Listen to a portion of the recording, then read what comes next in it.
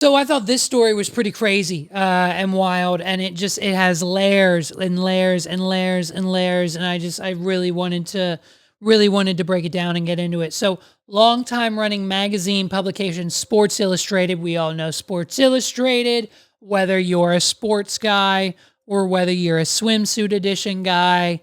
Either way, everyone and their brothers heard of Sports Illustrated. Well, they just pretty much fired their entire staff. They're gone now. Everyone pretty much got fired, much like a lot of other Silicon Valley and tech companies and companies that were involved in recent mergers lately. A lot of people from these multi-billion-dollar corporations are experiencing layoffs. It's unfortunate, and it has unfortunately hit home, but it's just where we're at. So everyone at Sports Illustrated recently just got let go.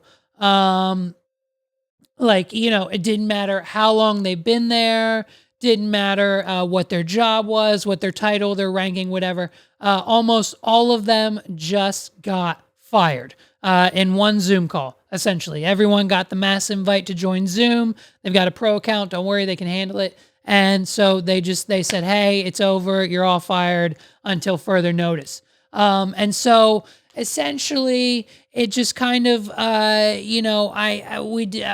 our research of trying to figure out why and looking into Sports Illustrated here at the What Are We Doing podcast studios, because that's what we do every single week, we discovered some things, and it essentially led us down a rabbit hole that led us to the epiphany of the fact that the American economy is just backed on like pyramid scheme, backed by a business, backed by one major business.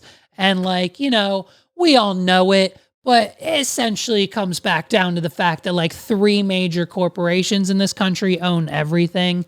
And it's just like run by like three people, literally. So the company that ran Sports Illustrated, and notice there I said ran Sports Illustrated, not owned Sports Illustrated. The company that ran it was called the Arena Group.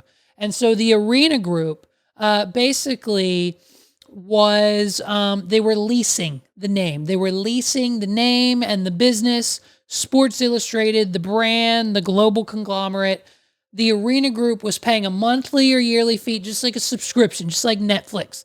They were paying to use Sports Illustrated as their business, and they were running it. And so they were paying like a franchise fee every month, every year, every quarter, whatever the contract, whatever the stipulations were. We didn't actually read the contract, but we know a little bit about it.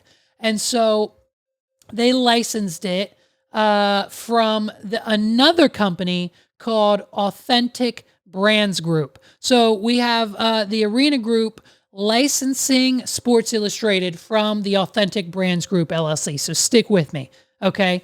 And so they recently missed a $3.75 million, almost $4 million payment. And so according to the contract that the Arena Group has with Authentic Brands, it clearly just states in black and white that if you miss a payment upwards of $4 million, you now legally bound by the courts and this contract owe us $45 million as a fee, as a breach of contract. They by missing this $4 million leasing payment, they didn't make their payment on the Tesla. So now Daddy Elon's coming to collect. And so he doesn't just want his $4 million, he wants to 10x it. That's what the contract said. I don't know who writes contracts like that, but hopefully I never have to sign one.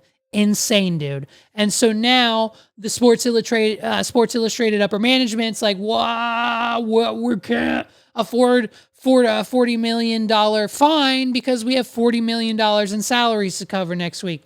And so they called everyone into Zoom and said, hey, you're all fired. And so, so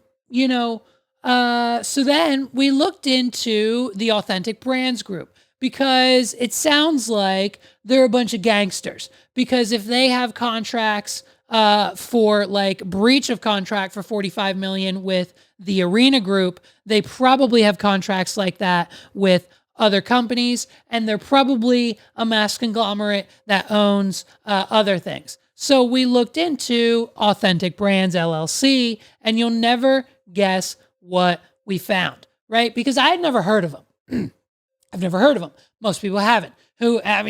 Like probably 1% of the population, you've never heard of Authentic Brands. So we started looking into it, and apparently Authentic Brands owns like 50 plus other well-known companies. Not only Sports Illustrated, but pretty much what's left of most of the shopping malls in America. Like what's left of the York Galleria Mall, like Authentic Brands pretty much just owns. And you know what I mean? Because the gym is just the gym. That's its own thing. They're probably just renting that space. And then the casino, of course, just makes infinite amount of money. So their rent is pretty much non-existent. They make that in about 2 minutes. And so what's left of the mall is pretty much Authentic Brands. Ready for this? This is what they own. Reebok, the shoe company. Forever 21, the store. Tap Out, Brooks Brothers, Nautica, Nine West, DC Shoes, Lucky Brand, Izod, Airwalks, Eddie Bauer, Aeropostale. We were just in Aeropostale the other day. Hey, Aerie, Aeropostale, like Meg shops at, hey, ladies, listen. They've pulled the wall over us once again, okay? As we were teenagers, right? As we were teenagers, us millennials would go to the mall, and every other week, Aeropostale was going out of business.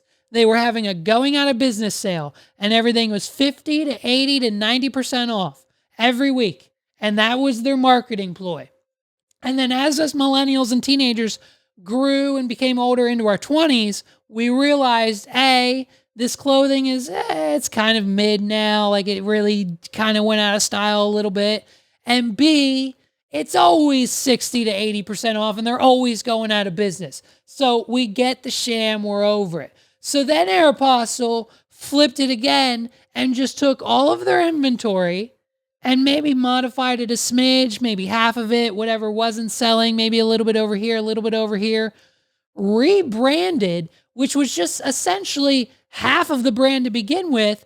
And now we have Aerie, where, and hey, by the way, fellas, we're out. So it's just, female with the tank tops and the sports bras and the oversized shirts and the underwears. And it's like Aeropostale's back now. And guess what? Authentic Brands owns you bitches. So not only do they own Aeropostale, but they also own the estate of Muhammad Ali, Elvis Presley, and Marilyn Monroe. So arguably three of like the most iconic people of all time. Like there's a few other ones, but of course those estates are owned by other people. And hey, dude, they also own the likeliness. They own the likeliness of Shaquille O'Neal. They own Shaq's face. They manage and own the likeliness of Shaquille O'Neal. Authentic Brands LLC. They manage Shaq's face and Aeropostale. Like what? I'm surprised Shaq hasn't been in an Aeropostale commercial. And then I'm pretty sure, dude, Authentic Brands Group, I'm pretty sure they themselves are then owned by two or three. No. Authentic Brands LLC then is then owned themselves by two massive private equity companies, the CBC Capital Partners and HBS Investment Partners LLC. So, and then those guys, I'm pretty sure, are owned by BlackRock, who owns like every property in America.